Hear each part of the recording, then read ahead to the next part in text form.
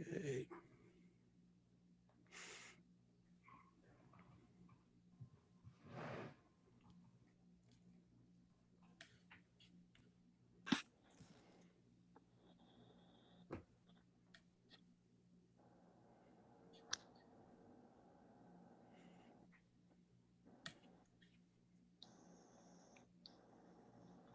Hi, George.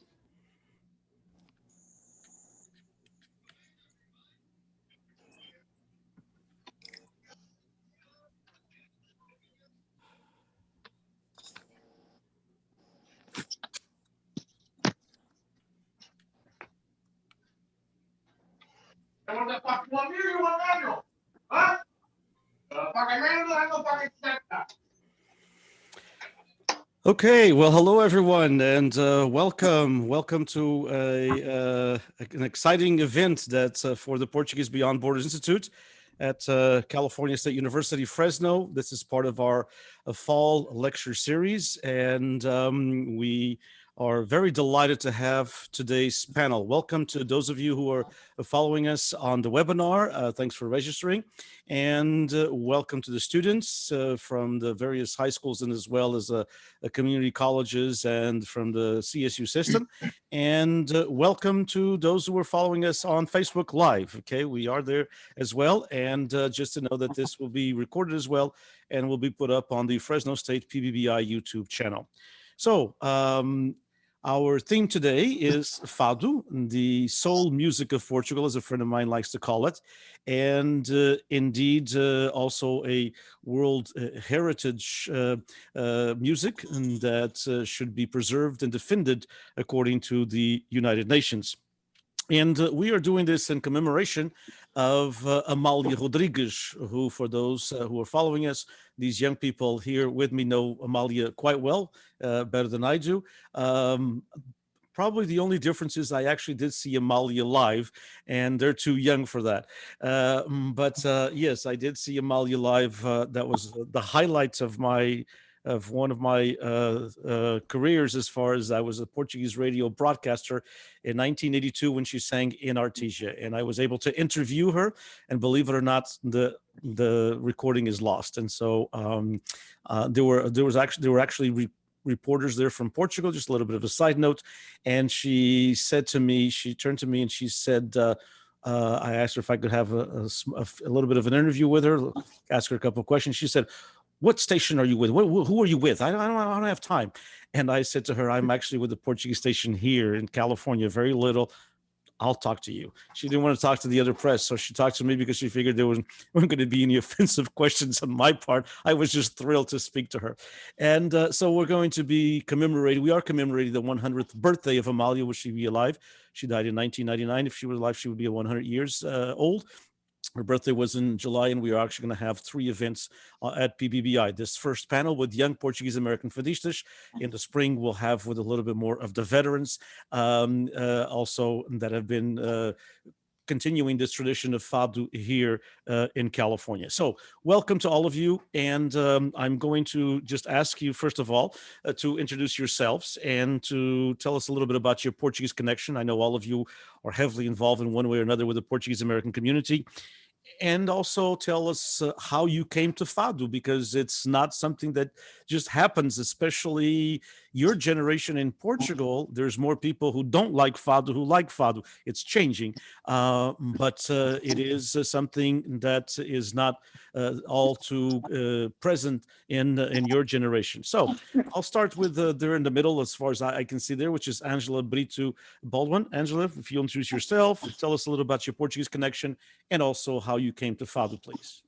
Hi, my name is Angela Brito Baldwin. I have been, I'm Portuguese because I was born Portuguese. Both my parents are Portuguese. They came from there, and that's my connection to being Portuguese. I'm involved in almost everything. I've done ranchos folclóricos. I've sang in three conjuntos. I sing fados. I'm on the board of the Holy Ghost. I've been a queen, the normal Portuguese stuff. I've been singing fados for 28 years professionally since I was 12 years old. And I got started with Fado because my cousins Pedro and Victor Adão were learning from Giselle Miro how to play guitarra portuguesa and viola. And they needed a singer to accompany them, and we were already in a band, so I started singing fados. and it's been, you know, Fado music since then. I've got to do a lot of cool things as a Portuguese-American Fadista. We got, I was the first Portuguese-American Fadista to be on a Grammy ballot. I was accepted into the Pandora Music Project. My album is on display at the Museu do Fado, and David Garcia was the only male Fadista, American-born Fadista, on a Grammy ballot. And so I'm really, really proud of what we've been able to achieve with our community behind us and pushing us and supporting us and allowing us to present this beautiful genre of music to them in their halls, in their homes, at their festas, always. Fantastic. Thank you, Angela. We'll go over to Lisandra. Hello, everyone. I am Lisandra Silva. I just recently got married last year, so you may know me as Lisandra Jorge. And what led me to Fado, I started growing a very great interest for Fado at a young age. I was 13, but I had listened to Fado growing up, but it really just struck a chord with me, so to speak, when I was 13. And then my first Fado night was when I was 14. Giswal Azevedo was the one that helped me begin in Fado and really taught me a lot when I first started out and beyond that as well. And since then, I have grown such a passion for Fado, what it means lyrically, what it means historically, and what it means for us going forward. So my other connections to the Portuguese culture would be singing at my parish, Our Lady of the Assumption Catholic Church, and other parishes as well. I've been to many different parishes in California, sing for weddings in Portuguese, English, and sometimes in Spanish. So, and for funerals and other events, Portuguese events, whether it be folklore or whether it be just other Portuguese actos de variedades. And so that's me in a nutshell. Fantastic. Thank you, Lisandra. George, tell us a little bit about yourself, your Portuguese connection. Welcome, and also how you came to Fado. Hello, everybody. Is my mic working? Can you guys hear me? Yes, perfect. Okay, good. Hello, everybody. My name is George Costa. I'm from Hillmar, California. And I've been involved with the Portuguese community since I was a very small young man, I guess I could say. Always been involved in Danças Carnaval. That's what I mostly remember first starting off with, was going in. My dad was in groups and I would go with him and watch the practices and do all that stuff for Carnaval until eventually I grew old enough to start being in the danças also. Apart from that, always going to the festas, helping out in the paradas, bold leite, or whatever it may be. Also singing at, like Lisandra said, actos de variedades. And then I was also involved at the Casa dos Açores with the Escola de Violas. That's originally where I learned how to play guitar. And that's kind of where my passion for Fado kind of started. So I've been doing Fado, I want to say, for about 10 years, 12 years, somewhere around there. And initially it started with me playing guitarra. Big shout out to Jorge Reis, who kind of motivated me to play the guitarra, as he was one of the first people that I had seen playing a guitarra around here, until I got more involved with Fado and, you know, learned about the sete plinas, held there on the guitarra. Then, so I started learning the guitarra, and we've made a little group, os Roxinões, which consisted of me on the guitarra, Steve Soares on the viola fado, and Joseph Souza on the violão baixo. And from there, we had a few gigs. Lissandra was one of our first Fadistas that we played for. And then we also had Carmencita. And then when we started playing for Carmencita, I'm not too sure how it all got started, but then her and her grandmother, they asked me, you know, why don't you sing a Fado, George? And I had one Fado that I always loved, Fado Maria Madalena. Everybody knows I love that Fado. That's my first Fado I ever learned. And so I sang that upstairs at the Casa dos Açores. And from there on out, basically just started learning more Fado and singing. And that's kind of how my my little Fado, my passion for Fado started. Apart from that, Fado to me is something that, to me, I'm very passionate about it. And I think we're going to talk about this a little bit further along. So I'll leave it at that. That's okay. Thank you, George. And oops, hopefully George comes back here. And we're going to go to Crystal Mendes. Can we see you? Yeah, there's Crystal. Hi. Hi, my name is Crystal Mendez. I'm from San Jose, California. My parents, I'm first generation born Portuguese here in the United States. My parents are both from Terceira Island in the Azores. And basically, I've been involved in multiple Portuguese activities, mostly singing activities, dança de carnaval for 25 years this year, ever since I was 5. That's probably my main activity that I've done. Danced and sang in a folklore group, and then also with a choir, a Portuguese choir that sang at the Five Wounds Church, and that's how I kind of got started with Fado. I was 16 years old, and 2 of the guitar players from Setescolinas were in my choir group. We were going to go to Canada to go perform at a festa, and they came up to me and asked, if I had, any interest in singing Fado. I wasn't brought up around Fado. My parents probably listened to it, but I was mostly involved in the danças.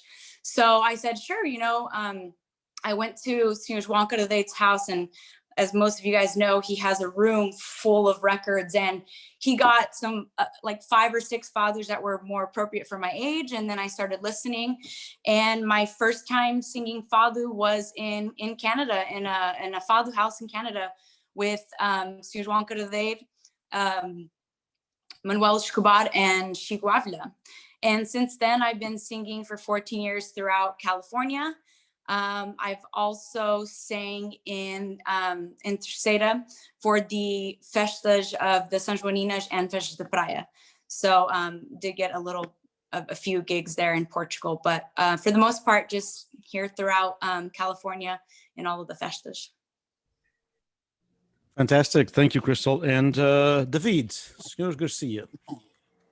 David Silveira Garcia, born and raised in San Jose, California. First generation Portuguese. My parents moved here in 1974 from Pico, Azores. And I came to Fado pretty young. As a little kid, that's what we heard at home was Portuguese music. And Fado was one thing that really caught my ear at a very young age. Most of the time I'd actually listen to it in my room, because what kind of a kid born here was listening to Fado? That was weird. But I was a weird kid, so I did it anyway. And it wasn't until later on in life that I came to the actual stage of Fado. I was involved in the band, carnaval, folklore, the church, the halls, everything. And it wasn't until about 2009 when Hélio Beirão invited me to sing for an event honoring the POSO, Portuguese Organization of Social Services here in San Jose. And I sang my first Fado up on stage. And then within a couple of months, I was practicing with, at the time, it was Setescolinas, Elder Cavalheira, Manuel Escobar, and João Cordeiro, and started taking off and practicing. I had my first performance as an official Fadista in January of 2011 next to Zélia Freitas up in Mission San Francisco in Sonoma. And then my second performance was with my very own Fado mate, Angela Brito, in São Paulo. And so me and Angela, and actually everybody I've sung with, I've had the privilege to share the stage with everyone that's on here. So this journey, the last couple of years have been great, and has allowed me to go to Portugal a couple of times, in Lisbon. I performed in Peak 3 times. I've been in Canada, the East Coast. Last year I went to Hawaii. So Fado has definitely broadened my horizons. I've come out with 2 CDs, and yeah, just keeps coming. Good. Wonderful news. Thank you, David. And Marissa. Hello, everyone. Thank you for having me here. My name is Marisa Silva Rocha, and compared to everybody else's story, I have a fairly different one, I would have to say. I was less involved with Portuguese activities when I was a kid, but I was in Portuguese school. So that is the thing that we did on Mondays and Wednesdays from 5 to 7 p.m. at Five Boon School, they would do Portuguese class. So I did do that. As a kid, I wanted to be involved more with the halls. So I figured out a way to go to all the festas. So I joined a Philharmonica called Union Popular in San Jose. So through that, I learned a little bit more music. But before that, I was interested in learning guitarra. So I did try to learn guitar, and then I did try to learn clarinet. So I tried to do instruments first, but as a kid, I always loved to sing. And I did do little talent shows here and there. But as far as Fado goes, I started getting into that about 10 years ago. My mom had a few CDs in her car, and I hijacked them. And I started to listen to them, and I really, really enjoyed it. And just like David, I would kind of listen to it on the down low, not tell anyone what I was doing.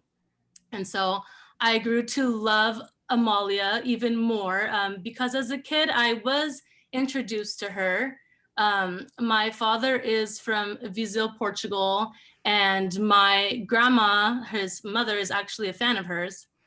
And I did grow up going to Portugal, and I did grow up hearing her sing the songs. And my grandma actually writes a lot of poems. So I grew up with her writing her little poems.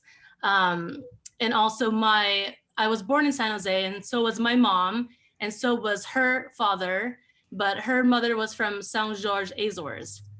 So I have a little mix there. I have a little bit of the mainland and a little bit of the Azores mixed in there. So with my dad, I'm first generation, and then with my mom, I'm third in one way because she's San Jose, and so is my grandfather. And his parents came from the Azores as well. But as far as the singing goes, I would just literally practice in the shower. I would tell nobody my secret. I would practice in the car later when I got a car. And then I did Carnival. And then that kind of opened doors a little bit because I showed a little bit of interest then to Sandra Pashik, who was the mestre of my dance. I showed a little bit interest to her. I said, hey, you know what? I have a little bit of a secret here. I like Fado music. And she's like, oh, really? So one day before a show, we were all getting dressed to go on stage. I think it was Watsonville. And she said, oh, well, try singing a little bit right here and, you know, for us to hear. And I did. And from then on, I just got a little bit of courage here and there. And it just grew to the point that I wanted to try it publicly.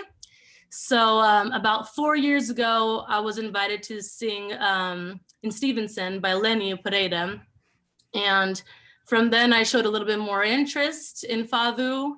And at first I was a little bit hesitant, very scared to do it, because as everybody knows, Fadu is a very sentimental and tough thing to sing, not only because it's technical, but because it's very powerful in its words and in its melody as well.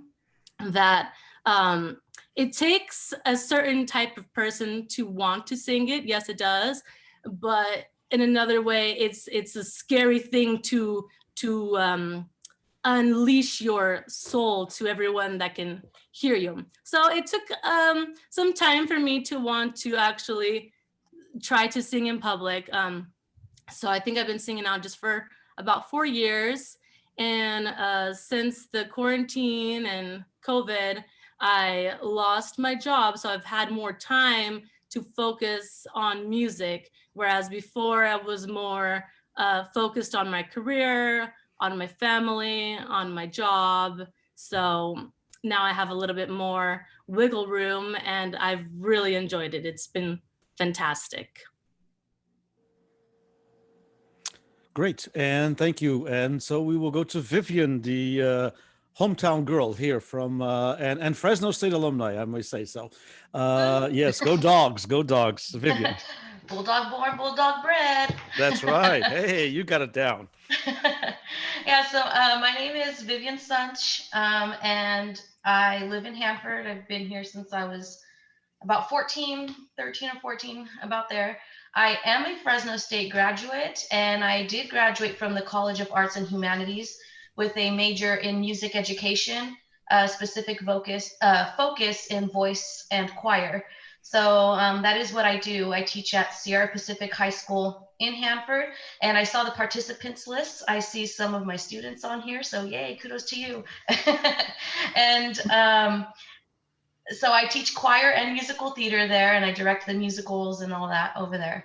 Yeah, I studied under Professor Helene Joseph Weil and also Professor Bridget DeYoung when Professor Weil retired. Let's see. I'm Portuguese because, as Angela said, I was just born Portuguese. I just happened to be that lucky. You know, my parents are Portuguese immigrants from the island of Terceira. And I started off in Portuguese things. Well, right off the bat, like a lot of people here, Portuguese was my first language, right? And we learn English growing up watching TV, and then when we go to school. But I really started off with Portuguese things was Carnaval. My dad was one of the founders of, I think it was like 6 or 7 guys that founded Grupo de Carnaval Cultural Português de São José. It actually started in my grandma's garage, and then moved on to the building that, you know, they leased or whatever. And so I started in Carnaval there when I was about 6, and that was with Crystal. So me and Crystal have known each other for a very long time. We started together. We've even done pandeiro together. And so that's how we both started in Portuguese things, was Carnaval at that age. I'm involved in the St. John's Hall here in Hanford.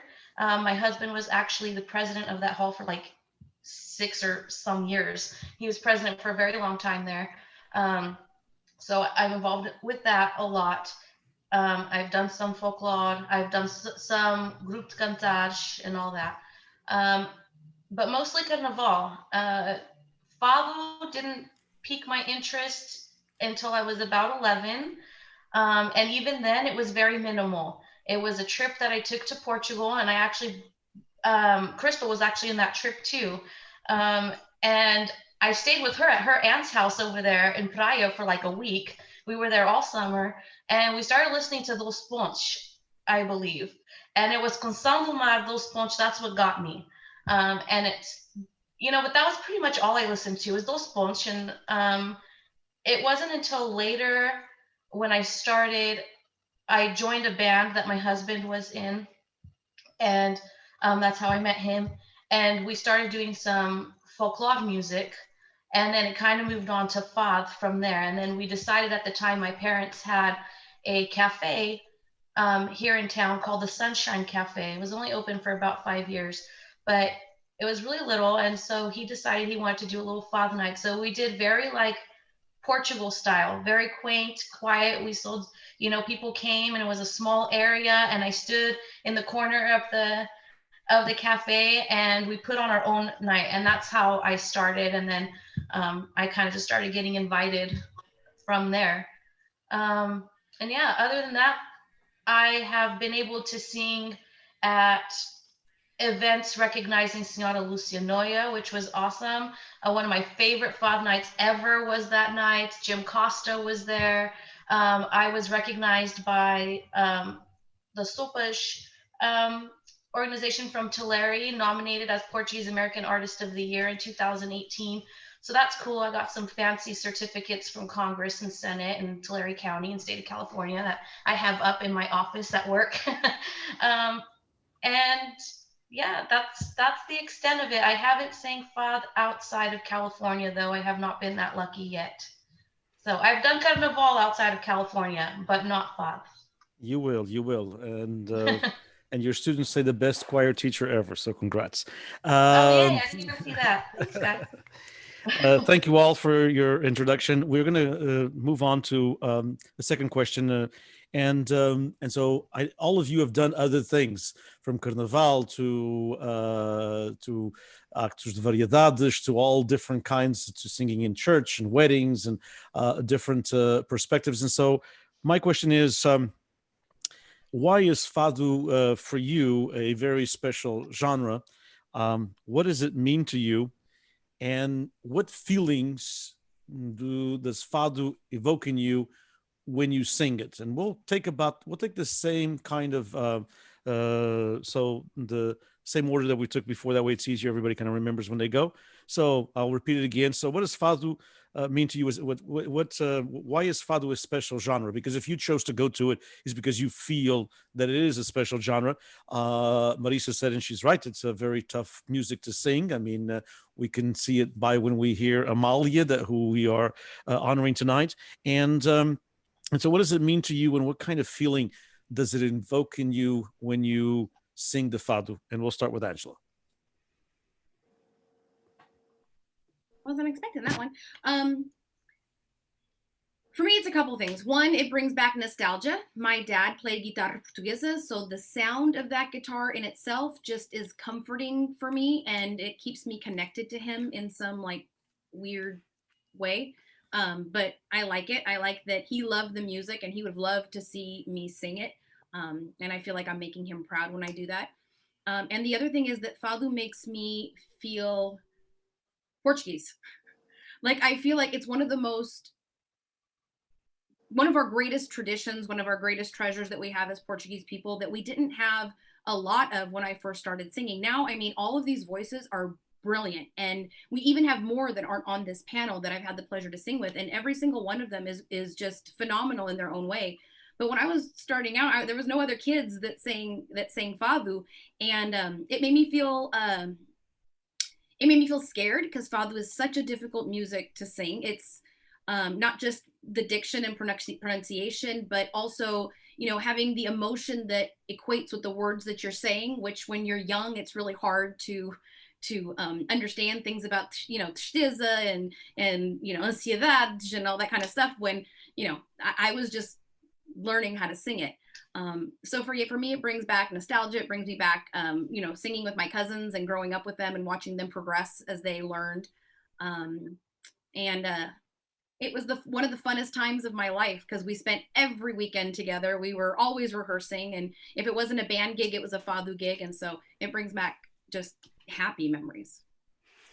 Great. And Lisandra, why is Fado a special genre to you, and what does it mean to you, and what feelings does it evoke in you? Because you sing, obviously, at different venues other than Fado. Yes. So I'll kind of back it up with, my parents are also immigrants.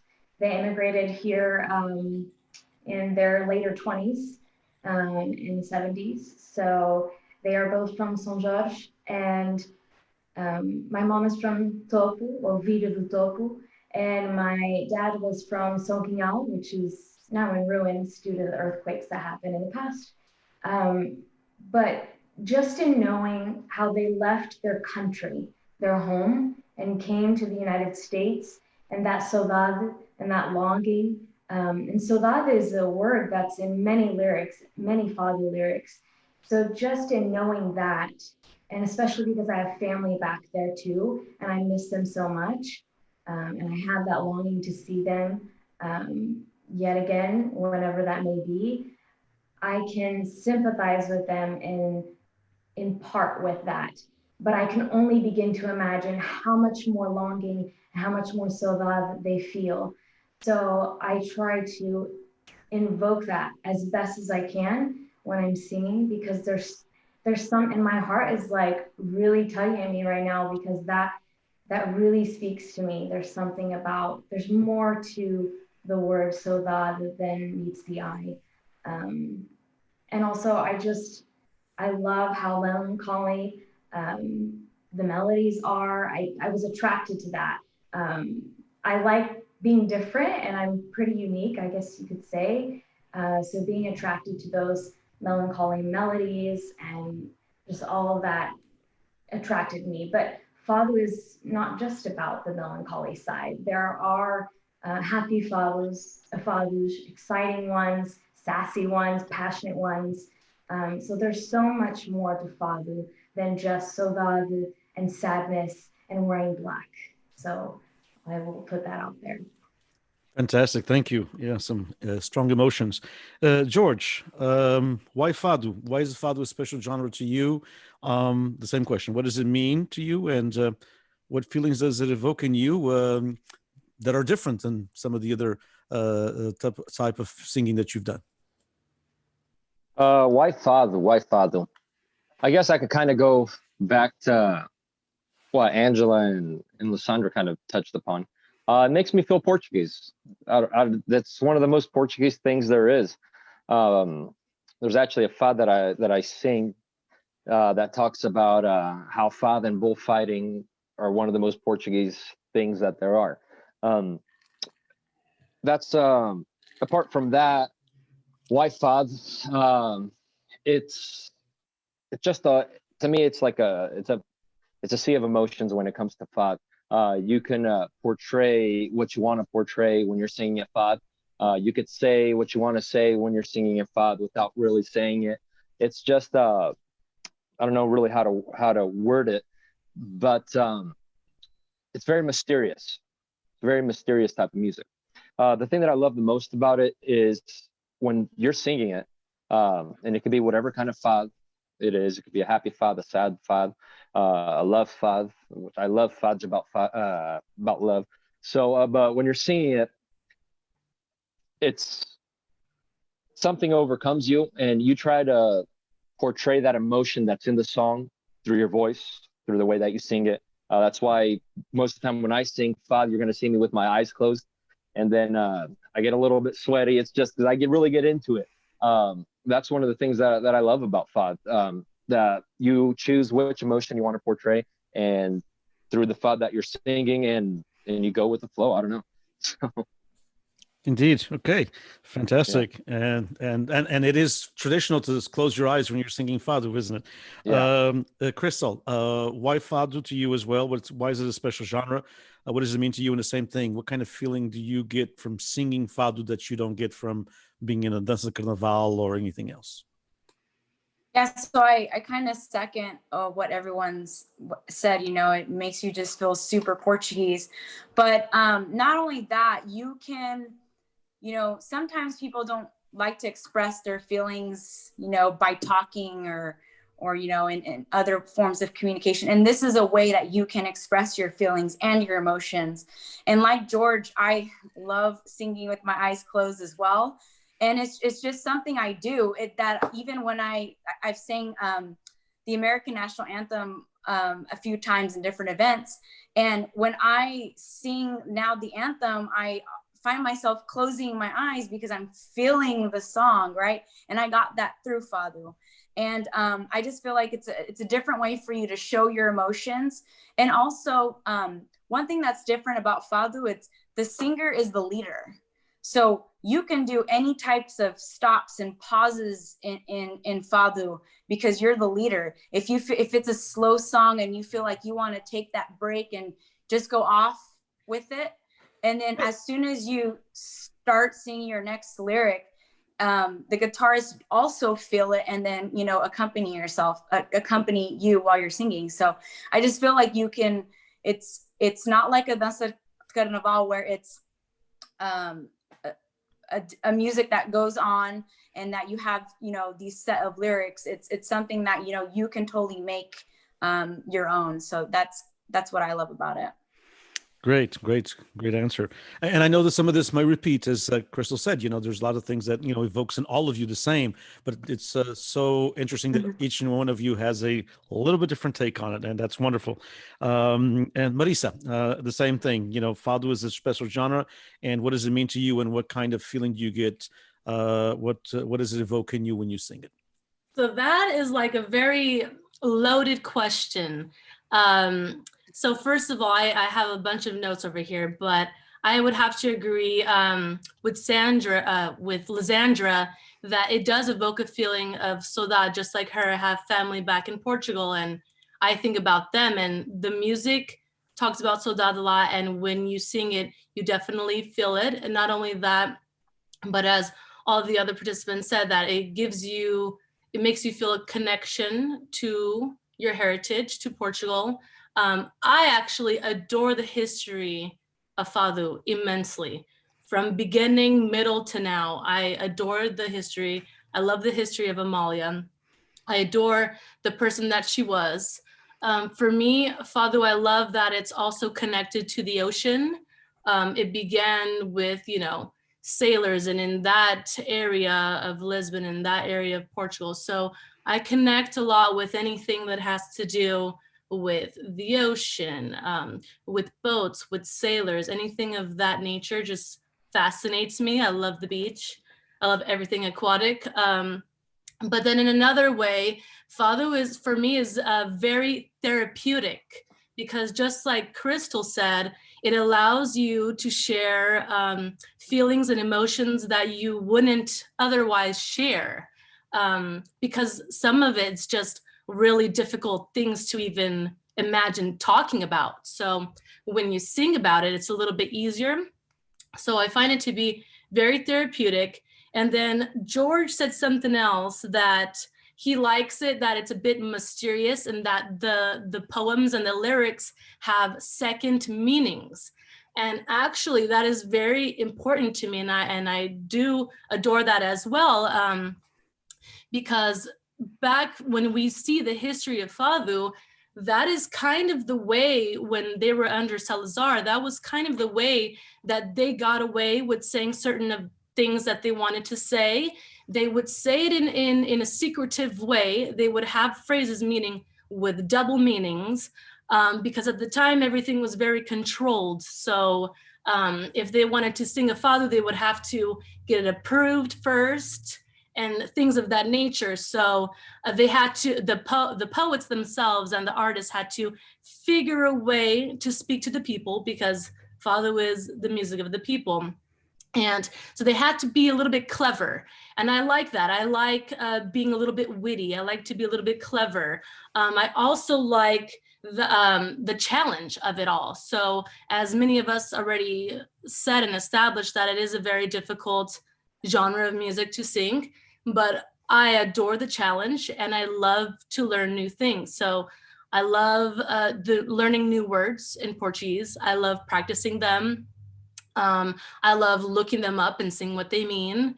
And then I also like to connect them to other words that we commonly hear or commonly know, like in different languages, Spanish, Italian, etc. I find it fascinating. I love traveling. So for me, Amalia and Fadu, to me, is the perfect thing, because she's the one that allowed the whole world to get a glimpse of what Fadu and what Portugal can bring.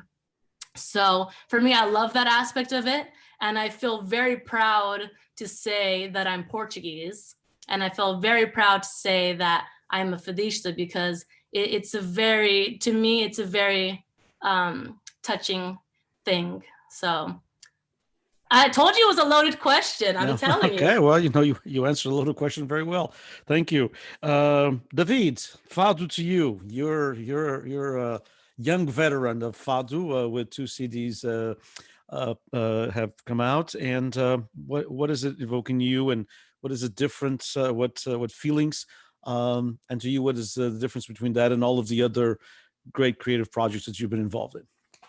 The difference between Fado and everything else is Fado's personal. Fado, you can be in Carnaval, but you're working as a team on stage with other people. You can be in folklore, but you have backup singers with you. With Fado, it's just you and that guitarra, and so it's very personal. And the other thing that I wanted to mention, and Amalia said this perfectly, o Fado não se explica, o Fado sente-se. You don't explain Fado, you feel it. And that goes both ways. It's a feeling for the singer. It's a way to get lost in yourself. It's a way to block out everything that's going on in the world and just zone in on your singing. And then it's the emotions that you can interpret through your singing and how it affects the audience and the people that are listening to you. Not just in my case, but I'm sure in everybody else's case, I've sung Fado for people who have no idea what I'm talking about, but the emotion that's being delivered is leading them to cry or to smile or to laugh. They have no idea what I'm saying, but they feel that emotion through me. And as a Fadista, that's really the goal, or the what makes it different than any other style of music. Granted, music is a universal language, and all kinds of music evoke emotion. But Fado in particular, it just hits different strings in your heart and your soul. And so, like Amalia said, you can't really explain it. Yeah, it's a feeling. That's all it is. That's the best explanation you can give. Very well done. Thank you, David. And Vivian, the same question. So why is Fado to you a special genre? What does it mean to you? And what feelings is evoking you? And the few times that I've heard you here locally, you've challenged yourself with some very challenging Fados. So what does that evoke in you? Fado to me, because of its history, is like power in numbers. Marissa touched a little bit upon, how they used to have a double meaning. But Fado is the story and the life of my grandparents and my parents. I can't even count how many times I've looked up lyrics or really sat there and tried to figure out the meaning. It was like, whoa, okay, I remember a story that my grandma said or my dad said that I can connect to this. I can connect these lyrics to that. And same as you said, Mr. Borges, my dad also got to see Amalia live one time, and I kind of have a little bit of resentment, because like I want to see her, but he just talks about that and like what their life used to be. And he talks a lot about Salazar. My dad's a big history buff, so he's like an encyclopedia book, that guy. Fado is struggle and overcoming that struggle. Fado to me is adaptive. It's rich in heritage. It's rich in culture. Emotion-wise, it's transcendence. You just transcend. Like Crystal and George mentioned, singing with your eyes closed, and you really just like, you're in a whole other place when that happens. It's longing, but it's also fun and excitement. It's sit there and cry, but it's also sit there and clap and sway from side to side a little bit, and celebrate. It's just so much. It really is, like Marissa said, a loaded question. You can sit here forever and ever and ever, I think, and talk about Fado, but I think I'm going to leave my answer at that. I think you summed it up very well. We're going to switch gears a little bit from Fado, and we'll go back to Fado in Lisbon and Fado and talk a little bit. Our last part will be actually about Amalia and how you see Amalia, because that's what we're trying to evoke. Before I get to the next question, I just want to, because sometimes folks have to leave, I wanted to thank obviously all of the participants and those of you who are following us on Facebook Live. This is a lecture series for the Portuguese Beyond Borders Institute, PBBI, at California State University, Fresno. Go Dogs, as Vivian would say. And it is also... and we are funded by the Luso-American Development Foundation from Lisbon, FLADS. I want to thank for their participation, and also very honored to have us amongst many of our guests and all of the students, different educators. Very honored to have our provost, Saul Jimenez Sandoval, Dr. Saul Jimenez Sandoval, who is a big supporter, who is a specialist in Camões, Hispanic, who knows how to speak Portuguese very, very well, studied in Portugal, and he's the provost at California State University, Fresno. Thanks for joining us. And thanks also to Department Chair for the Modern and Classical Languages at Fresno State, Professor Debbie Avila, also a daughter of immigrants and a very strong supporter of everything that's Portuguese at Fresno State. Thanks to them for participating, and thanks to all of you as well. The question now goes into Fado as seen in the Portuguese-American community. Some of you have had the opportunity of singing beyond California, Fado, other genres. But let's move a little bit inwards, and let's kind of forget the pandemic for now, if that's even at all possible. But let's look at the community not within the eyes of the pandemic right now. How do you see Fado in the Portuguese-American community? how do we move, or how do we move it, the Fado, into mainstream California society? I know that the Vida mentioned a little bit a while ago that, for example, he was singing to folks who didn't understand Portuguese. So I'm going to take that he was singing outside of the community halls. So how do you see it moving into the mainstream California society? Or do you see it as a music that will be limited to the Portuguese-American circles? And this time, I'm actually going to start with David. So that's kind of, it's not a loaded question, as Marisa would say, but basically, how do you see it in our community, David? How do you see it moving into the mainstream, or do you see it at all? Because from my very humble outside opinion, I think if it has any future, it has to be moved into the mainstream quite a bit, because you have a lot more people, obviously. Or do you see it limited to our Portuguese circles, in our Portuguese halls, in our Portuguese community? David. It's already been moved. Amalia Okay, good. That's right. Amalia has, but in California, in the community, yeah. Amalia Rodrigues took it worldwide, and since then, everyone, if you're a fan of music, most people know the genre of Fado. Me personally, along with Angela, we've been working with Telmo Faria, for example, who is the owner of Uma Casa restaurant in San Francisco. And we're using that platform with the musicians Helder, Carvalheira, Steve, and Alcino to promote Fado music throughout the American community. We've done this also with Gooseport Restaurant in Roseville. The fact that Angela and I also have CDs, which we hope other Fadistas will also create their own CDs, it's allowed us to be able to push out our work and our culture into the American community, having been able to have gotten nominations for the Grammys. And so it's those kind of stepping stones that allows us to push ourselves out into the American community. Right now, with COVID, it's becoming a lot more difficult. But Helder Carvalheira and I have been working during this pandemic and creating new original music and lyrics, and kind of going after the public digitally, because the goal within the Portuguese community is to expand our culture, expand our music. You had this discussion not too long ago on a panel that you had about the Portuguese culture. We can't keep it in a bubble. If we keep it in a bubble, that bubble will pop one day and it ceases to exist. And so the goal now is to expand it. Will it expand? Will it go into American communities? Of course it will. It already is. And it's our duties as local artists to continue to fight for that and continue bringing it out into our American community. Great.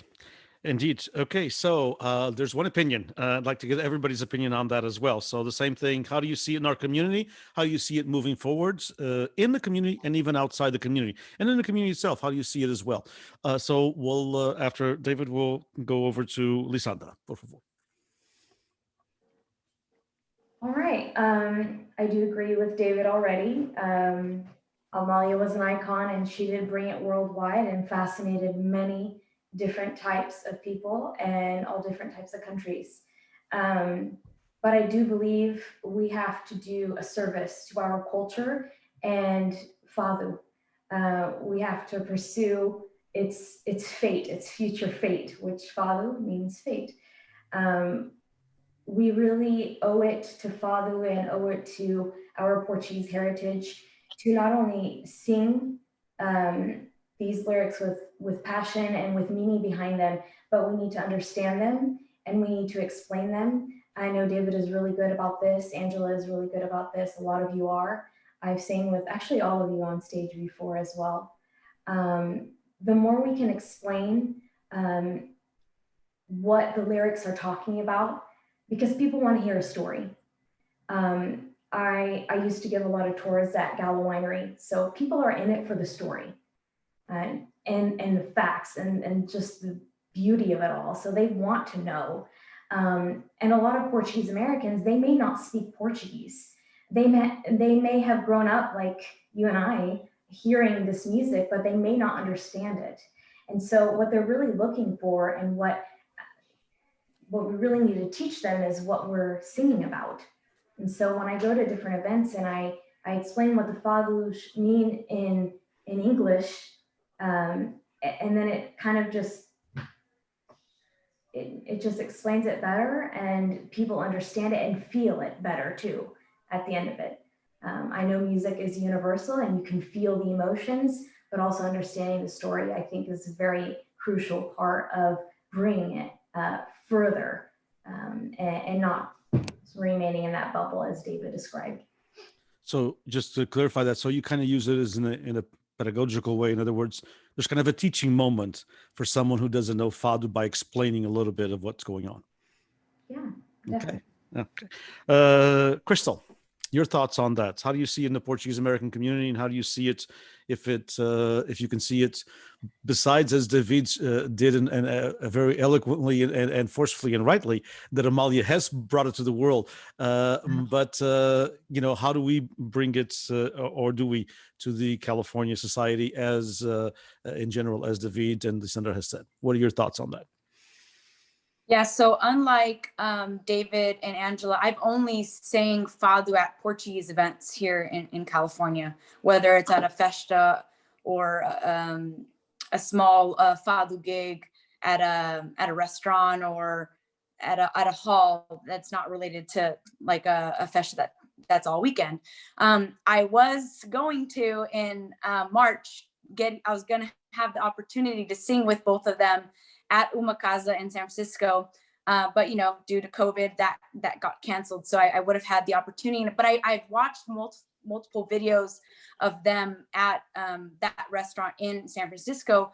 And you can tell, and being Portuguese, we almost know a lot of people around the community, but a lot of unfamiliar faces, but their undivided attention to them singing. And then David and Angela being able to roam around, which if you go to most festas, and I do, when I watch David, he sometimes roams around too and breaks away from the traditional being on stage and being stuck there. But when I watch David and Angela at the restaurant singing for a public that's not probably used to hearing Fado, they roam around, they get people like involved. So I feel like we need to do a little bit more of that. And I think they've been doing a good job. And like David said, they have CDs and they're able to go, promote those types of activities. So I think we need to do more of that, so we can bring it outside of our small, Portuguese bubble. But I feel like it is being done, and we just got to continue doing it. Okay, fantastic. And Vivian, how do you see also Fado in California, in the Portuguese community, and into the mainstream? And or will it be limited to our music circles? You mentioned that one of your fond memories was performing at an event that was not, it was Portuguese, but it was not atypical. It was at someone's home with people from the university and other figures. So what are your thoughts on that? Yeah, I think for a lot of people, I know like us as Fadistas, we know this is not the case, but I think for a lot of people who know Fado, but who are Portuguese and who know Fado, but don't follow it very well, to them, Fado is seen as like that show that happens on Thursday or Friday night on a festa. Like that's how they see it. And I think we definitely need to move away from that and get them to know that that's not it. Like that's not what Fado is supposed to be like. It's good that we have that because it's another way to perform it, but that's not what it's about. And so we need to do more than just that. And that, David and Angela have been singing at restaurants, and I got to sing at Senhora Lucianoia's house, which was not a Fado night, it was just me performing, but it was awesome, and like Crystal said, people there that you don't see at the festas. It was a different set of people, more like 5th, 6th generation Portuguese, if they were Portuguese at all, and they loved it. They were like the best crowd I've ever had.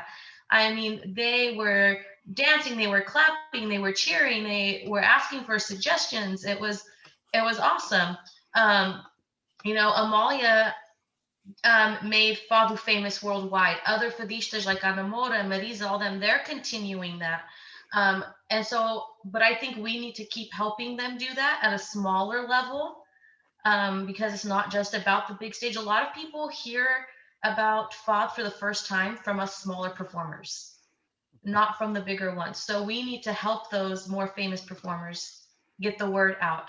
And music from all cultures and from all parts of the world should be shared and should be studied.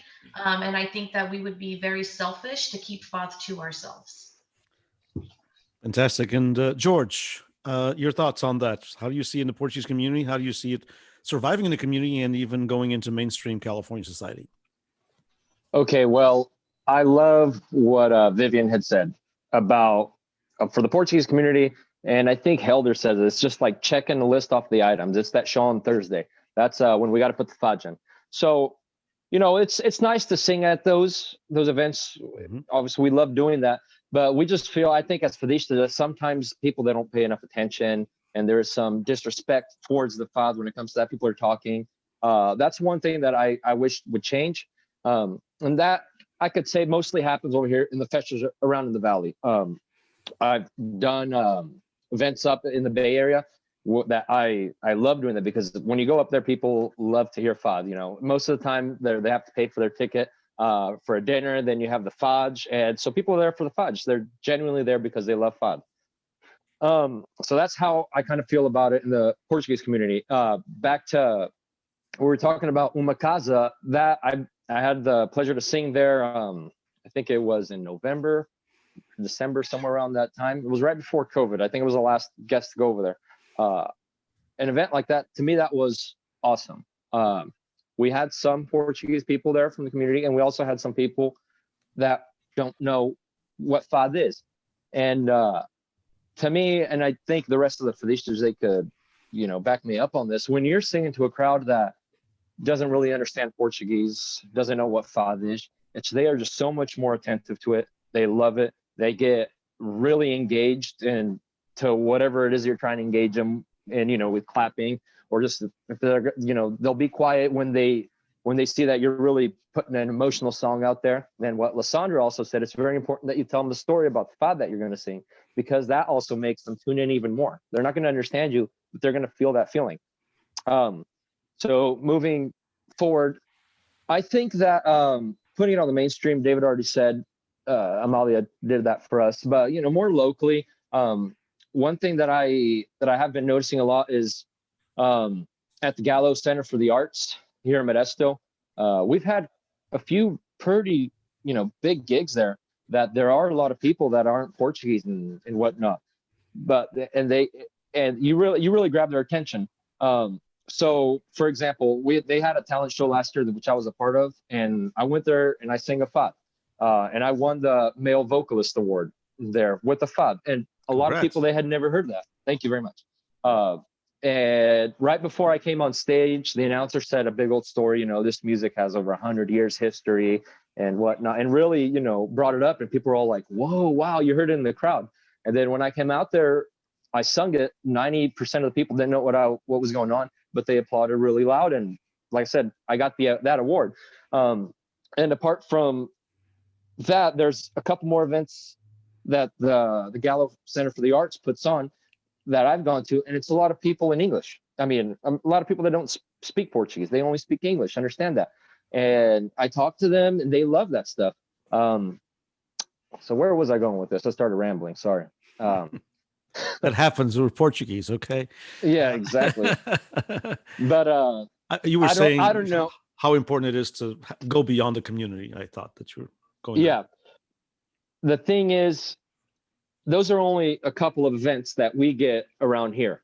Okay. So, and it brings in the people from here. Now, what can we do?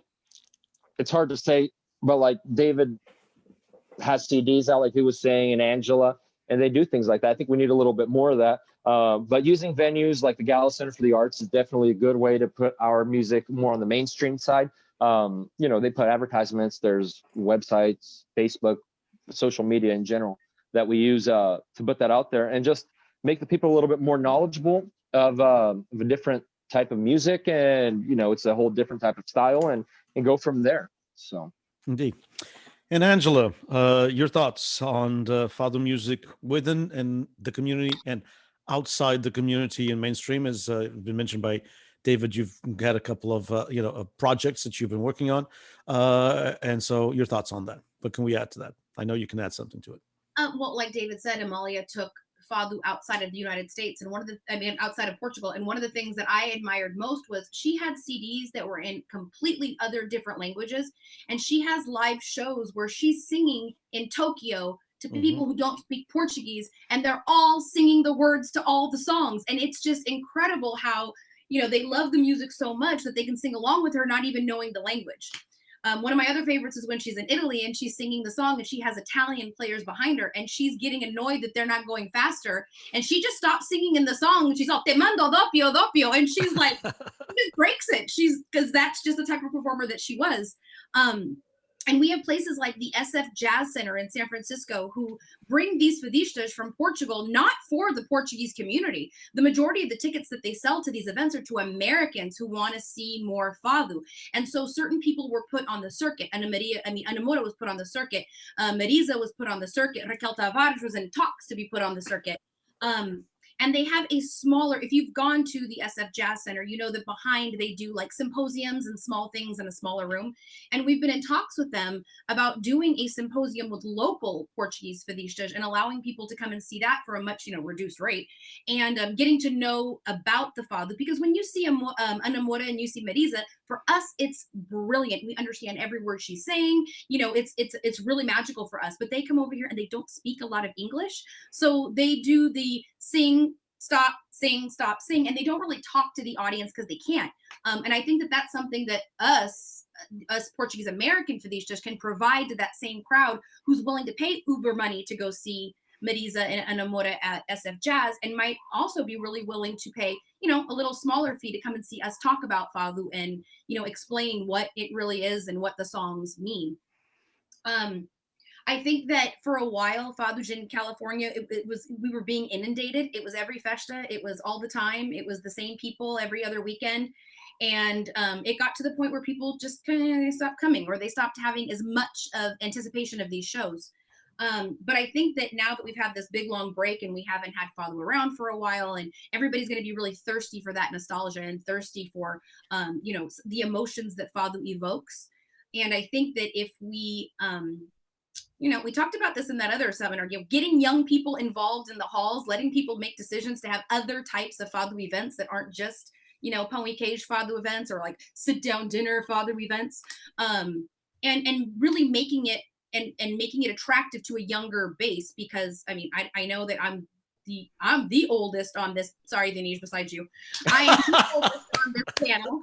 But the rest of you, we need to get people even younger than you interested in singing this music and learning how to play these instruments. Because if we don't, we have 4 guitar players in California right now. And George wants to sing more than he wants to play, even though he should do both.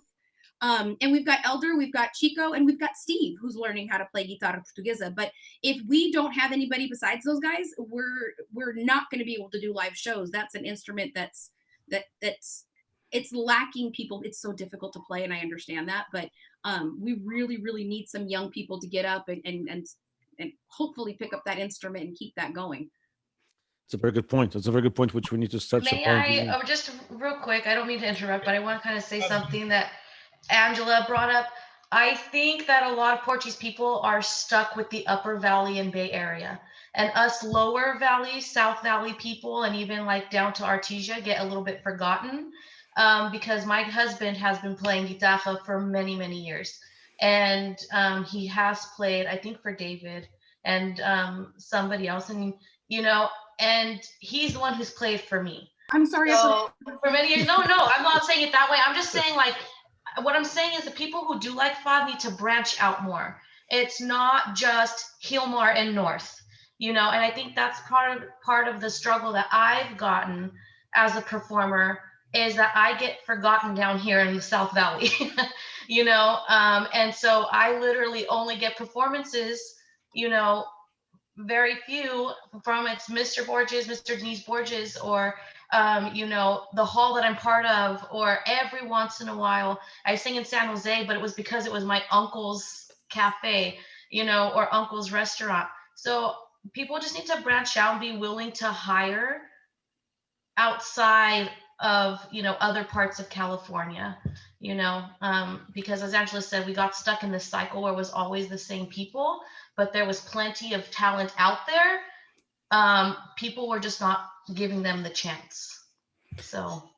Indeed, and we're here, we're here in the middle of quase nada, Vivian. It is a tough because the Southern Valley hasn't probably the festas as far as the Portuguese circle, and that's a reality. The Southern Valley, Fresno South, hasn't flourished as much as the Northern Valley, as Hilmar, Turlock, Modesto, etc. And so we don't have that tradition, unfortunately.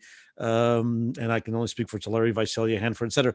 We don't have as much of a tradition of having the Fado nights at our festas. There's only one or two that will have it, to where like it seems like everything in the Northern Valley has many of these Fado nights, which sometimes can be a blessing, sometimes cannot, as some of you have mentioned, because folks can be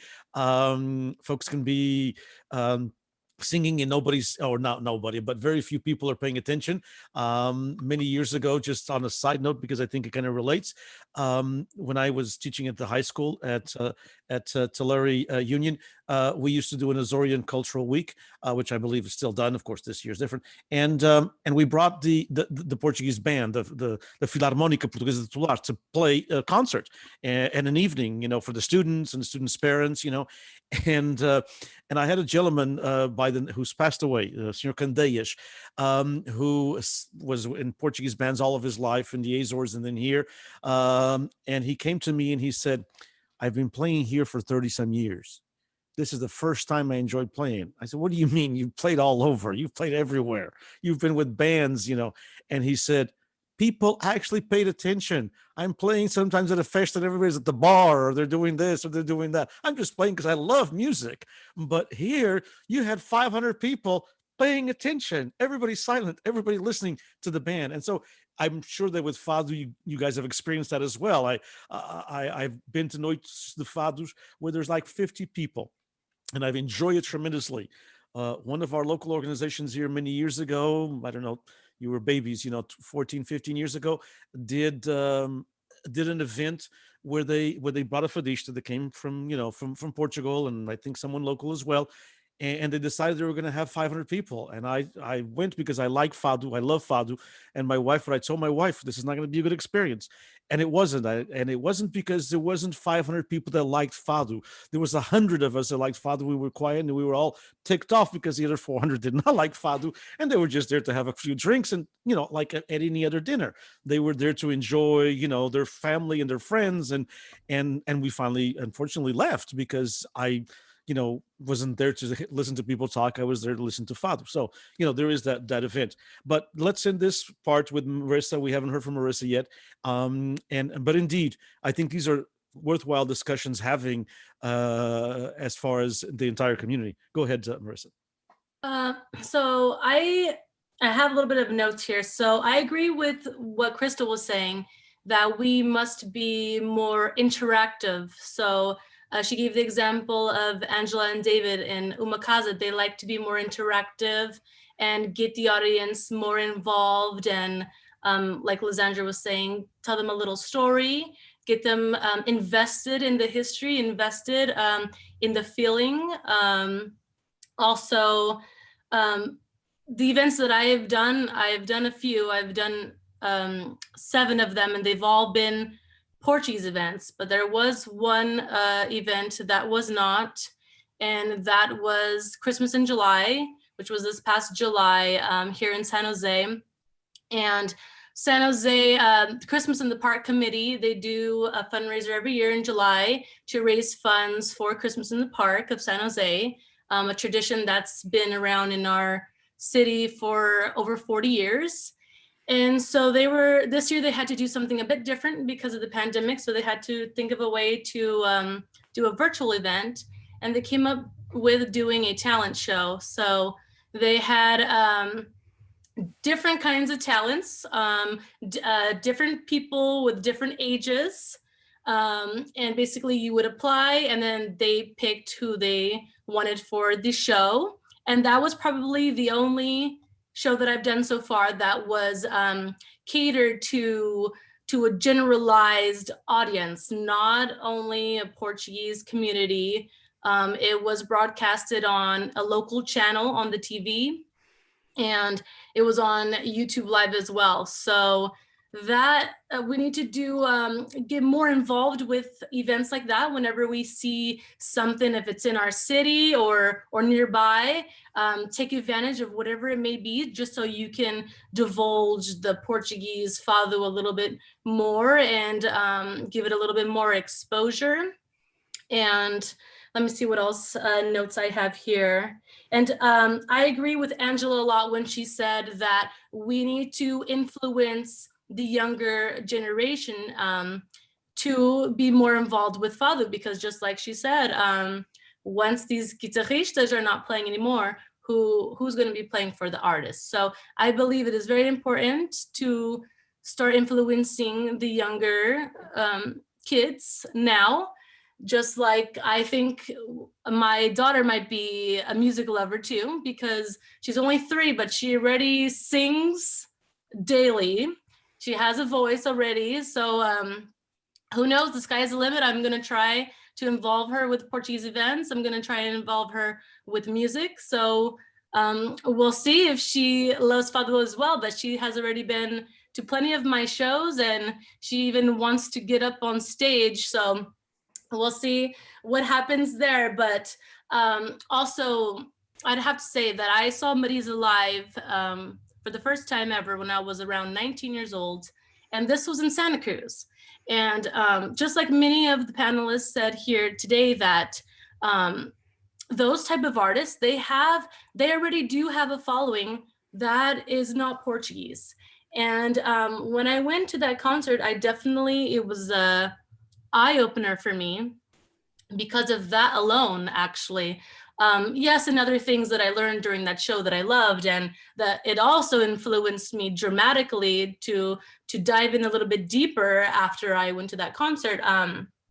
But I did notice that the audience this was in Santa Cruz, and the audience was mainly all American people. And she was speaking in English, and she was doing just like Lysandra said, to tell a story of what the song is about, give a little introduction about Fado, give a little bit of introduction about her, about Portugal. And so it really got the audience engaged. And just like Vivian said on the other question, it kind of takes you to another realm. And I could totally see that the people in that room, even though they didn't understand what she was saying, just like David said, sometimes they don't understand what you're saying, but I could see the people in that room were definitely in another realm. They were definitely connected. And just like George, like, we want people to give their undivided attention when it's Fado. So you could definitely see that she got that there. And honestly, it intrigued me. It fascinated me. Because before that moment, I was very close-minded myself about it. And we're talking about a teenager. I'm a teenager at that point, right? And I'm thinking that only Portuguese people like this stuff, right? I'm thinking I'm going to Santa Cruz. I'm going to see a lot of Portuguese people, maybe people from Watsonville. I'm not sure what I'm going to see. So when I actually went to the concert, I was like, wow, it totally blew my mind for myself. And I had the privilege of meeting her on that day, actually. So that is a moment that I would cherish for a long time. And let me see what other notes I have here.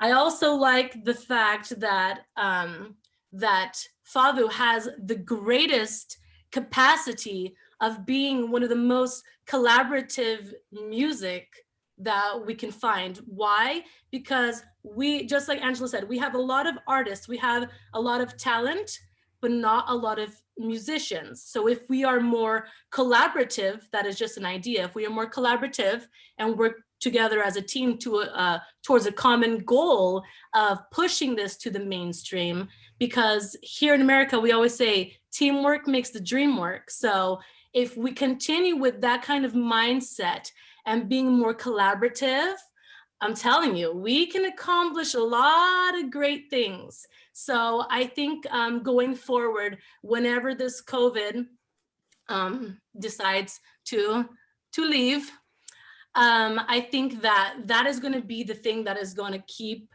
us alive. And not only that, it will keep us unified and will keep us growing, because that is actually, there's two goals here. Not only to spread it a little bit more. We know that Amalia did bring it worldwide, but now we need to continue that. So we need to build it even more. We need to grow it even more. So we need to influence not only the younger generation, as I mentioned, but we need to influence other cultures as well. So that's why I loved the Christmas in July so much, because that was something that was broadcasted to everyone. So I was very proud to show off the Fado music to not only my city, but to whoever had, you know, the chance to watch it. And another thing, I forgot who mentioned it. I think it was David. But in Hawaii, for example, I met people, the last time I went was in February, like right before this whole shutdown began. And thank God I actually went, because they were already starting in the end of February to be a little bit picky, right? With the virus and the traveling and the flying. But there on this last trip, I actually went to a Portuguese festa in Hawaii for the very first time. And it was on the big island of Hawaii. And it was in the city of Hilo. And there I met fantastic, fantastic people that really touched me so much, because just like David said, they may be like 5th or 6th or 7th generation Portuguese, but they are very much interested in knowing more about it, in learning more, and just connecting with all of us, maybe people that are 1st generation, 2nd, 3rd, that have a little bit more exposure to the language, not only the language, but the traditions. So they totally, they long for that. And if we think about it, just imagine all the other communities, not only within the US, but let's imagine all the other communities around the world that this is also happening, where they are 5th, 6th, 7th generation Portuguese, and they want to learn more. So there's a lot of room for growth. There's a lot of room for potential. And during this time at home, I've actually utilized this time to start connecting with people and start branching out and start my research and start finding new things.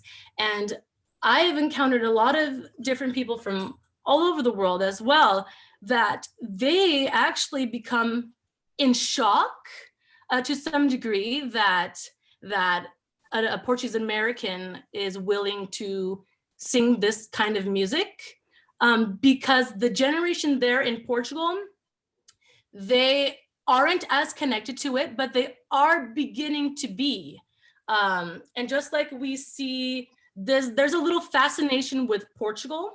And it started maybe a few years ago, not only because of Cristiano Ronaldo, but now we see more tourism now going to Portugal, and there is a great fascination with our traditions right now.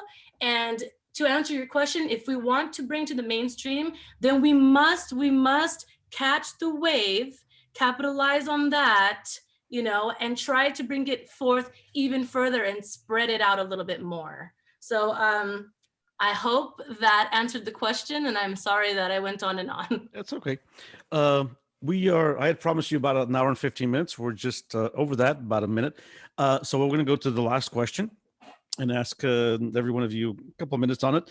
So as a Fado singer, and because we are here to commemorate Amalia, but I think it's important, and thank you all for all your thoughts. I mean, there's lots of different ideas that I think should be explored by the community in the future. The idea of taking some of these venues, these smaller venues, as Angela mentioned, and performing Fado, having the local Fadistas be the voice for Fado, because some people and some venues can afford $25,000 or $30,000, you know, and I'm sure that I know you're all expensive, but you'll charge a little bit less than that. So so we need to look at those, and we need to look at some of these smaller American venues, excuse me, that we can do what already some of you are doing with Uma Casa, some of the other DeGallo Center, and some of the other events as well. I think we need to kind of spread it out. I think it'd be interesting. I'd love to see a Fado tour with some of you at the different universities. I think college is, after the pandemic, obviously, are a great way. We have 23 campuses of CSUs,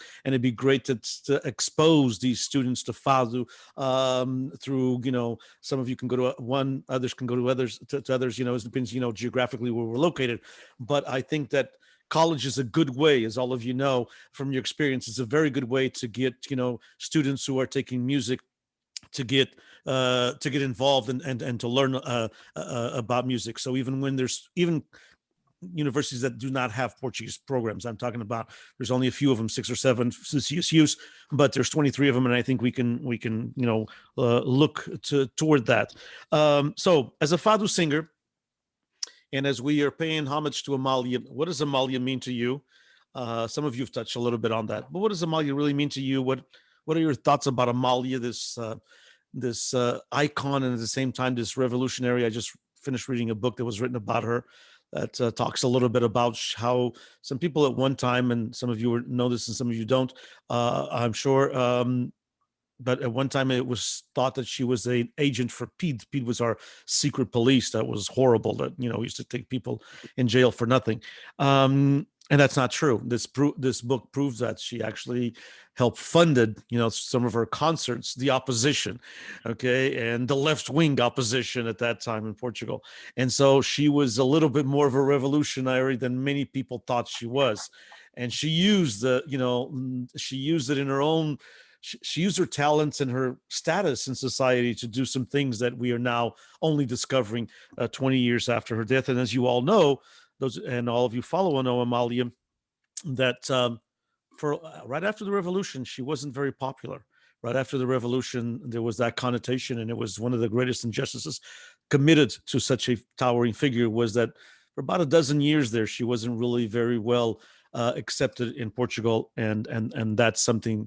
That's a sin that collectively Portugal will have to live with. And so, what does Amalia mean to you? What are your thoughts on Amalia? And there's a lot of people watching us, whether it be here on Facebook Live as well. Give us 1 or 2 names that you like to listen to, other than yourselves, obviously, and all of you here in the panel. Give us 1 or 2 names that you kind of like to listen to that's also influenced you and the way you sing and how you sing. I've interviewed David before a couple of times, so I know who they are, I could almost say. But the rest of you, I haven't had the pleasure of interviewing. We want to do that on our Portuguese radio program that we have here about Portuguese presence in California. And so basically that. Amalia, what does it mean? What does she mean to you? What are your thoughts on her? And a couple of contemporaries that you would advise people to kind of listen to, that you kind of enjoy, and for whatever reason they are. And I know that Amalia, we can start with Vivian, because Amalia has influenced her in the way that her daughter is named Amalia. So if there's a future Fadista, she at least has a name, obviously, that will carry her forward. I mean, what more can you ask for if you can sing Fado and you have a name like Amalia? So we'll start with Vivian. I know it's kind of corny. You're like, of course her No, name it's is not. No, Amalia, it's but not. you know what? She is just, that's what she means to me, that I would name my own daughter after her. Amalia to me is strength and inspiration. She is creativity, and she is reimagining boundaries. And by that I mean, she did things with Fad that some people sometimes forget. Sometimes you hear a lot of the older generation, like, that's not traditional, that's not Fad, that's not Fad. And they seem to forget, like Angela mentioned, that she did all these like crazy things. She has like an album out there of singing rancheros. She's got, songs where she's got saxophones behind her, and she sings in French and Italian. And, she did all these crazy things. And so she reimagined those boundaries of Fad, and she recreated them, and she did all these things. But some people forget that, and they only remember her more traditional, more popular stuff. Amalia went through a lot. Like you said, she was accused of collaborating with the fascist regime, and maybe she was possibly even some type of spy. But in the end, she really focused on the music, she focused on the people, and she focused on the possibility of freedom and hope in the end. And I think ultimately the people of the country, the Portuguese people, really took to that. They anchored to her, and they anchored to that hope that she instilled. And so that's why she's such a big inspiration to me. It's just like it's her, but it's like the culture of her. If you get what I mean by that, that really sticks to me. And then some names, I mean, I can go on and on. I mean, there's Antonio Zambush, Pedro Montim, Jane Diaz, Miguel Rocha, Carmine, Anamora, Marisa. Ricardo Ribeiro is doing a really cool thing right now with like mixing flamenco stuff into his music, and he's also an amazing guitar player. So, and I love listening to him. One of the big, I love Pedro Montim, just like his voice, like just how just smooth and like effortless his voice is for a male voice. But a big one for me right now would have to be like Sara Correa. I think she's just like powerhouse, just boom, look at the sound that I have. And it's like, as soon as you hear her voice, you're like, whoa, who is that? And when somebody does that to me, when their voice does that to me, then it's good. It's worth listening to, gives me goosebumps. So obviously those are, I know you said a couple and I named like a gajillion, but I could go on and on with that list. Thank you, Vivian. And Angela, Amalia to you. What are your thoughts on Amalia? What does she mean to you as a Fado singer? And what are some contemporaries that you like to listen? This is going to sound very melodramatic, but she's everything. I studied her when I was a kid. I started singing when I was 11, and I had my first show when I was 12. And Diolinda Adel was not only my Portuguese teacher and my cousin, but she was also my Fadu tutor, teacher, everything. And she gave me history books, and she gave me background to songs. And I studied Amalia's music so much that I can hear it now, and I can tell you all the songs that she has where you can hear a chord string break on the guitar, where there's a mistake, where she does something wrong and just keeps singing it anyways. I mean, I recognize all those things. And when I was a kid, it was like, there's beauty in these imperfections. I don't have to be absolutely perfect, because look at, here's Amalia, and she left it on her recording. That's just who she was. And as I got older, I related to her even more, because I used to love reading her interviews. And, she didn't want kids. She wanted to sing. Hello. She didn't like exercise and loved eating. Hello. She thought smoking made her voice better. And when I was a teenager, I went through that phase as well. And she was just so honest in what she was feeling. You can go through Amalia's repertoire and you can see exactly who she was at that time when that music was being recorded. I think the Punk Voz era was one of my favorites, because it's awful, but she was super depressed, and all her songs were in minor, and they just resonated, and they had these tones that hit you like right here, and you felt her when she sang those words. And then when she got older, I loved how she just like, I'm gonna sing this however I want, and if you don't like it, that's too bad, because I'm Amalia. And she did everything the way that she wanted it. If they didn't play the way that she wanted it, she was assertive and she told them how she wanted it. She had songwriters that were at her disposal, because it was a privilege to write for her. One of her biggest collaborators was a Frenchman who was able to put everything she was thinking into music. And I really feel like that collaboration with him developed some of the best music that we got from Amalia. Like Vivian said, she was doing crazy things. She had symphonies that accompanied her, and orchestras that accompanied her, and all at that time it was just unheard of. You're gonna do Maria D'Agda with a symphony? And she did, and it was brilliant. And so it was really inspiring to know that my favorite voice, the voice that I rehearsed to, the voice that I practiced to, was able to give us so many different kinds of fados. And as I got older, before I emulated her, I wanted to sing just like her. I tried to get every note just right. And then I went to voice lessons, and Diolinda and Elder, who was like, stop copying the CD. And so when I was in voice lessons and I was told to like expand and sing it my own way, it really helped to watch her sing the same song 7 different ways, because it gave me my freedom to be able to do it my way as well. And she's the voice that I hear. When you say Fadu, it's her voice that I hear. When I close my eyes and I think of Fadu, it's her voice that I hear. The first line of like Primavera or Punk Voz, it's just, or Lágrima, it just sticks. the Fadistas that I've been listening to, I don't know if they're like really like mainstream or like contemporary, but I really like Mafalda and Aldina Duarte.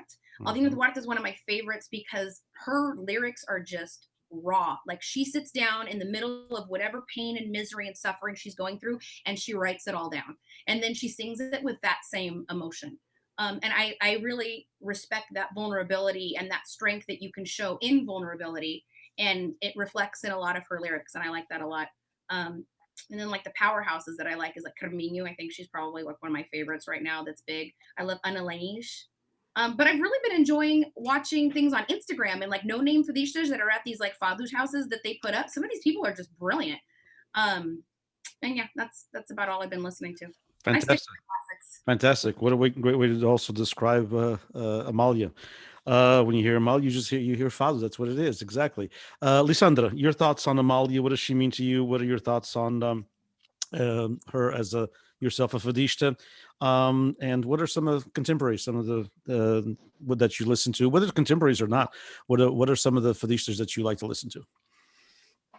Yes. So I said it once, so I'll definitely say it again. Amalia was truly an icon in the past, today, and she will be in the future. I do recognize that. She was so versatile, and again, to the point, she sang in so many different languages. She pleased so many different ethnicities. She was authentic in everything that she did. I know we can also relate to this, but if you listen to different recordings of hers, each recording sounds completely different. And I know we feel that too, because if you ever listen back to yourself, it's like, wait, that sounded completely different from what I did yesterday, but okay, I'll go with it.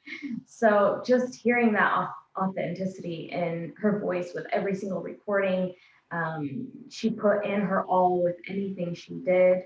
Her lyrics, ones that she created, like Estranha Forma de Vida, I love that Fado, and when I sing it, I just feel like there's some type of presence of hers there when you sing her music, her lyrics especially. Yeah, she was truly wonderful and will live on in many people's hearts for many generations to come. I know that for sure. What are you listening to right now? What are you listening to that you like besides Amalia? Yeah, I love listening to Raquel Tavares. Gosh, she does some crazy things with her voice. I'm like, wait, what just happened?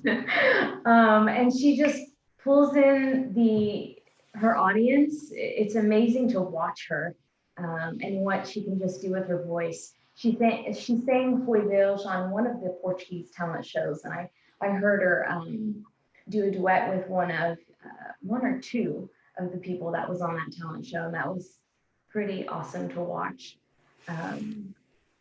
Yeah, her, Anamora, Carminho, Katia Guerreiro, Cuca Rosetta. If you've heard her sing, she also sang the Ave Maria for her wedding. I sing that for mine, but I heard her sing that for hers after the fact, and I thought that was really cool. But if you see her sing Fadu, she's really good as well.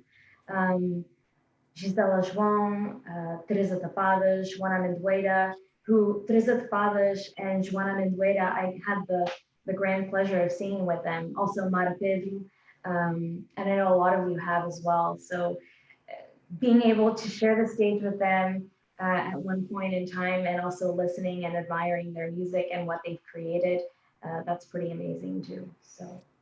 Indeed, thank you. That was very touching when you said that when you sing Amalia or one of these great icons, you kind of feel their presence with you. That I'm sure that most of you or all of you do that the same. David, Amalia to you. Amalia, what does it mean to you as a Fadista? What does it mean to you? Also, when you sing some of these fados, as Lisandra said, you feel these people, these icons that I know you've cultivated throughout your years of listening and performing them, and some contemporaries that you listen to. I think Fado is what it is today because of Amalia. I don't think if she was who she was, we'd be where we are right now with Fado. I think it would have stayed in Portugal, and her taking it outside of Portugal helped us grow. as much as I respect and love her music, she was not someone that I was always drawn to. Being a male Fadista, I was more drawn to the male vocals because that's who I resembled myself being. So for me, it was Fernando Farinha, number one, and always will be, even though he was part of the beat and against that whole. That's true, he was. God knows where now. So he's, but vocally, I just adapted to him, and I loved his style. And I've always seen myself as a very traditionalist when it comes to Fado. The Fado, the younger generation that's there now, is making it more mainstream and more theatrical, which I can totally enjoy and I respect and I enjoy watching. It's turned a little bit more jazzified, if you want to call it that. Again, I love it. This isn't knocking it, but again, I tend to gravitate myself to the more traditional. So I right now, not just because I've sung with them, but like Lisandra mentioned and a few others, you know, Teresa Tapadas, Filipa Cardoso, Sara Coya, Gisela João. I actually shared that post right now or that video on a post during the chat. It's a traditional fado, but it's done in a humor, and it's funny, but yet it's so traditional because it's not bringing too many elements that are not traditional to fado. And I've said this before, and I will always say it: fado is not fado without a guitarra portuguesa, and we're seeing a little bit of that, and you know that's creative and that's great. But it's not fado. I mean, you need that guitarra or else it's not fado. So yeah, I tend to gravitate to the more traditionalists. So it can have other things, but the guitar must be there. A guitarra has to be other things. And a good example was the last album I came out with. I did add a couple of new elements. Mm-hmm. Very subtle. You have to really be listening to it. It's like, oh my God, I hear something different. But the guitarra, to me, it has to be present. If there's no guitarra, it's not fado. Indeed. Crystal, the same question. So, what is Amalia to you? What does it mean to you as a Fadista to be carrying this tradition of a cultural icon? As David said, if we probably wouldn't be talking here in California today about Fado if it wasn't for Amalia. So, what does she mean to you, and your thoughts on her and some of the contemporaries that you also like to listen to?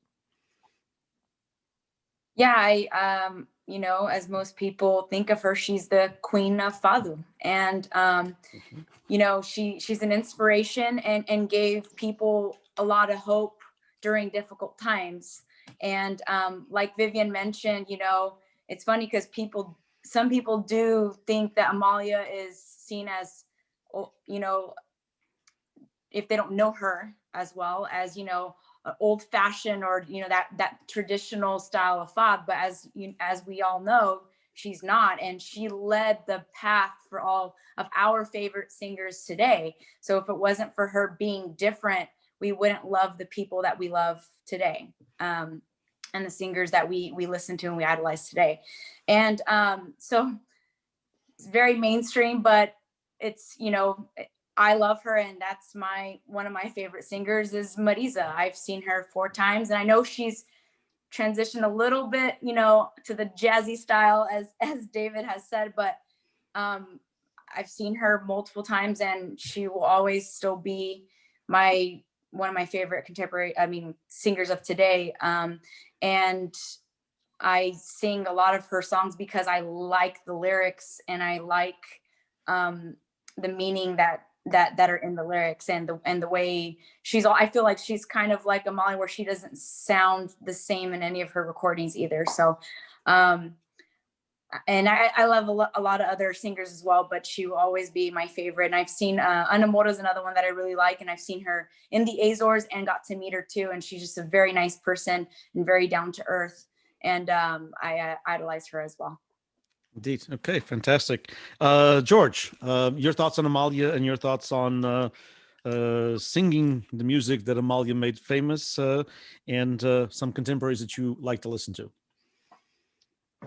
Well, when I think about Amalia, the first thing that comes to mind is passion.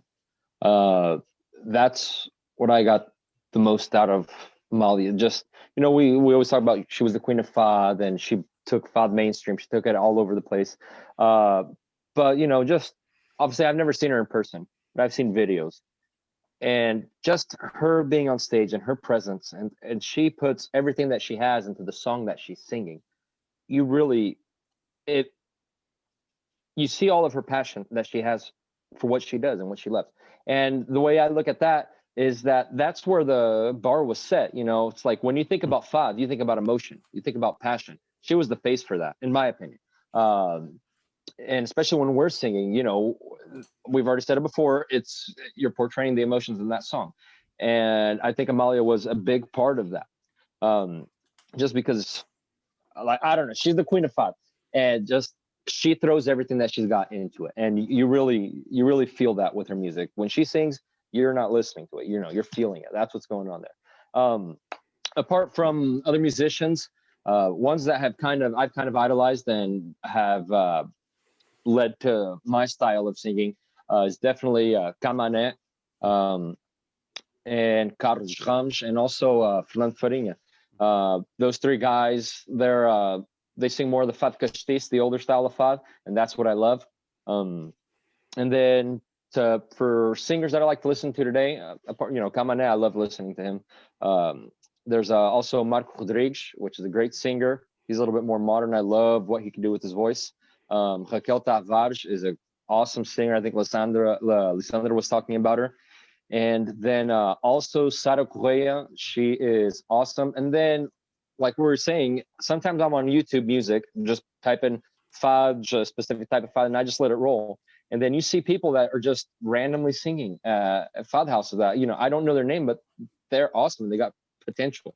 So yeah, just maybe if you ever want to listen to some Fado, just type in on YouTube Music Fado and let the playlist go and see what comes up.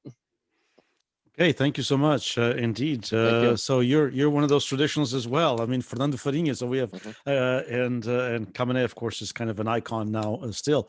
And Marisa, your thoughts on Amalia Rodrigues and as a singer, and your thoughts also what she means to you as a Fadista, and of course a couple of names that or 3 or 4. Sure. Amalia to me is a fearless woman. She is very strong, very brave. She did things that nobody was doing at that time. So she was much before her time. And not only that, she was doing things that a woman for that time would definitely, you know, it would definitely be a little bit harder. And she definitely persisted, definitely pushed, and I admire her because she is somebody who pushes the boundaries, who stays true to herself. And not only that, she kind of takes one for the team. And what I mean for that is, we as the audience, we can relate to her through her music and through her lyrics. So I feel like she's taking one for the team because she is saying everything that we ourselves want to say, but we do not know how to articulate it. So to me, she's been everything and beyond. Kind of just what Angela said too. She's everything. But another thing that I liked is, I think Lysandra mentioned that even if she has errors in her recording, she still continues. So to me, that is being raw. Her desfeitos são perfeitos is what I like to say. So yeah, I admire her in every sense of the word. She is everything to me as well. And for the music that I like, I'm also more traditional as well. Aside from Amalia, I love her sister Celeste a lot. And I think the more modern singer that I like a lot would be Carminho, just because I see a lot of similarities with her voice, just like Amalia's, and I really am attracted to that a lot. But like George, like I also like to discover new music. And I also like to discover local talent as well. So I have been branching out with different artists from Portugal. And there is tons of talent in Portugal and in the Azores and in Madeira. There's a lot of talent out there. So one of my favorites is actually not even from Portugal. She lives in Germany and her name is Susanna Paes, and that woman's voice is magnificent. So if you guys ever have a chance, Go on Facebook and look her up, Susanna Paich. She's from Germany, and she will mesmerize you. Okay, well, thank you so much. And kind of taking on what you said, Marisa, there's a lot of talent out there, and Madeira, the Azores, and mainland Portugal, but there's a lot of talent right there. Okay, right there with all of you. There's a tremendous amount of talent in the Portuguese-American community. I want to thank you for taking this time. I know we went over about 25 or 30 minutes, and I had promised you, but thank you for sticking around. Thank you for your insights. Thank you for your passion for Fado. Thank you for your talent, and thank you for your commitment to the Portuguese-American community. It's not easy. Our community is changing. We've been talking about this. Some of you have been panelists on some of the prior things that we've done. But indeed, it's in your hands, and so is Fado in California. It's in your hands, and a few other people that couldn't be here, and some of the veterans that we'll talk with next semester. So once again, thank you so much. Hopefully we can put forth that idea of having a Fado night at every single one of the 23 California State University system campuses throughout the state of California. I nominate Dinesh to take care of that. Please. Well, I don't know if we can. We can always hope that the new chancellor for the California State University system just been announced about a week and a half ago is the current president of Fresno State. So Dr. Joseph Castro, whose wife is Portuguese, and he himself is from the Valley and lived with Portuguese people. He talks fondly about being an honorary Portuguese because he was carrying the Portuguese flag in Festas when he was 13 and 14 years old. And so he is Hispanic, but he feels a very strong connection with the Portuguese-American community. He's going to be the chancellor of the whole system, so maybe we can lobby him to get something like this. But thanks for the nomination, David. Just exactly what I need is another job, a non-paying one, by the way. But I do think it's doable, and maybe not all 23, but if we could hit 12 or 13, I think it is doable, and I think it would be a service to the community and to you guys and to Fado. Stay strong, stay healthy, continue doing what you're doing. I know you're involved in 1,000,001 projects, all of you, but don't give up on Fado, please, because we need you and Fado needs you. You're the voice, I think, believe it was Angela and a couple others put it perfectly, which is, it's one thing when Marisa comes over, Marisa and Namora and all those that we just have to like, there was one name that was mentioned here that's not mentioned very well, and I'm surprised I've never seen her in California, which I personally, as a Fado lover, like, and that's Katia Guerrero. I think Katia has a unique voice, and I like Katia's expressions. And but it's one thing for all those people to come over and to go to all these different venues, but I think that we need to cultivate with you some of these other spaces that need to be cultivated and that will take Fado to, if we're doing it to, 100,000, if at that, Portuguese Americans who like Fado in California, we need to take it to another 39.5 million Californians of all ethnicities that I think will appreciate it. So again, thank you so much. Thank you for spending this time with us. Best of luck to all of you. Stay strong, stay healthy, and above all, stay Fadistas.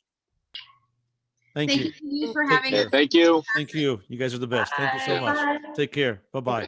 Thank you. Bye-bye. Great seeing all your faces. Thank you. Yeah, it's a Fado reunion. Thank you.